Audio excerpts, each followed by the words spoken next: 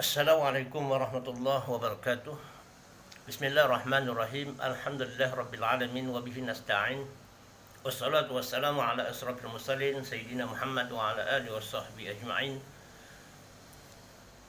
Alhamdulillah, tuan-tuan, puan-puan yang dimuliakan Allah Subhanahu wa taala, bertemu semula dalam tazkirah yang mana pada kali ini insya-Allah kita akan menyentuh tentang zikrullah. Zikir mengingati Allah Subhanahu wa taala, zikir menyebut nama Allah Subhanahu wa taala. Di dalam Al-Qur'an Allah Subhanahu wa taala tegaskan, ala bi zikrillah tatmainnul qulub. Ketahuilah, dengan zikir kepada Allah, dengan menyebut nama Allah, dengan ingat kepada Allah, hati akan tenang tenteram. Tuan-tuan dan puan-puan, ketenangan bukanlah sesuatu yang boleh diukur dengan fizikal, dengan kekayaan, dengan kesenangan hidup, pangkat, jawatan, wang, ringgit, harta benda dan sebagainya. Banyak kita lihat orang yang memiliki gedung-gedung perniagaan, uang, ringgit, kekayaan dan sebagainya, namun mereka tidak mampu memiliki ketenangan ataupun kesenangan yang hakiki. Dan ramai juga orang yang kita lihat kais pagi makan pagi, cukup makan, tetapi kehidupan mereka nampak sukses, nampak tenang, nampak macam tidak ada masalah. Apakah rahsia ataupun apakah tips yang membolehkan sesuatu ketenangan ataupun kebahagiaan itu boleh kita miliki? Jadi kalau kita merujuk kepada firman Allah Subhanahu wa taala tadi, memang benar hati kita ini kalau sentiasa kita ingat pada Allah Subhanahu wa taala. Dikala kita ingat pada Allah Subhanahu wa taala, secara otomatis kita dapat menjauhi ataupun memberi ruang kepada syaitan di dalam diri kita, dalam hati kita.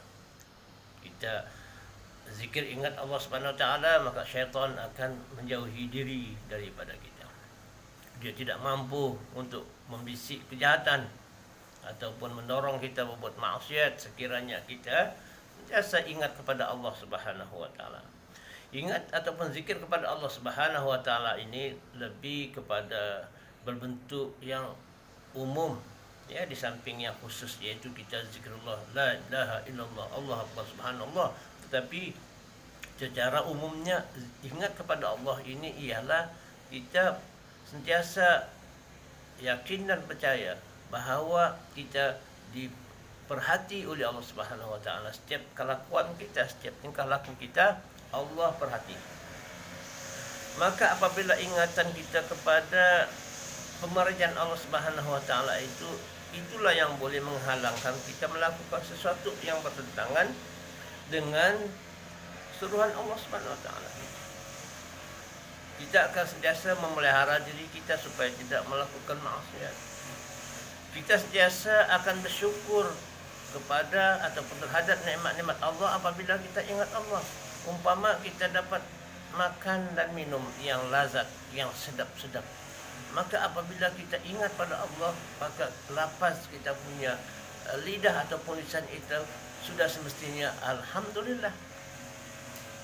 Dan dalam masyarakat yang lain kita memberi ataupun membelanja orang lain dengan nikmat yang Allah kurnia kepada kita, maka dengan itu kita telah dilihat betul-betul mensyukuri nikmat Allah Subhanahu wa taala karena kita ingat akan Allah Subhanahu wa taala. Sebab itu zikir ada kaitannya kita dengan bersyukur. Ingat kepada Allah bermakna kita sentiasa mensyukuri nikmat Allah Subhanahu wa taala. Sebab itu orang yang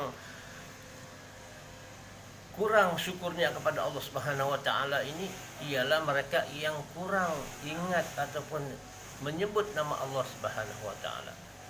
Mereka mengasingkan Allah Subhanahu wa taala dari kehidupan mereka.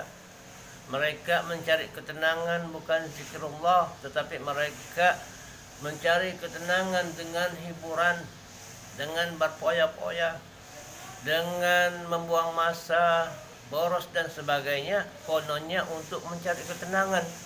Sedangkan dalam agama Islam kita mencari ketenangan itu selain daripada membaca Al-Quran, selain daripada beristighfar, bersalawat, maka dengan kita memperbanyakkan zikrullah, dengan ingat, dengan sebut nama Allah Subhanahu wa taala, kita akan sentiasa beroleh ketenangan. Justru itu tidak lain dan tidak bukan cara yang paling berkesan, cara yang paling berjaya untuk kita mendapat ketenangan, iaitu dengan memperbanyakkan zikrullah, ingat kepada Allah Subhanahu wa taala. Insya-Allah dengan perlakuan sedemikian, dengan amalan yang sebegitu rupa, insya-Allah kita akan beroleh kejayaan hidup ini, bukan sahaja di dunia ini, malah di akhirat nanti kita juga akan dianugerahi oleh Allah Subhanahu wa taala dengan pelbagai nikmat yang kita tidak nikmati di dunia ini, seperti nikmat syurga dan sebagainya. Setakat itu dulu, mudah-mudahan kita beroleh daripada perbincangan pada kali ini. Wabillahi taufiq wal hidayah.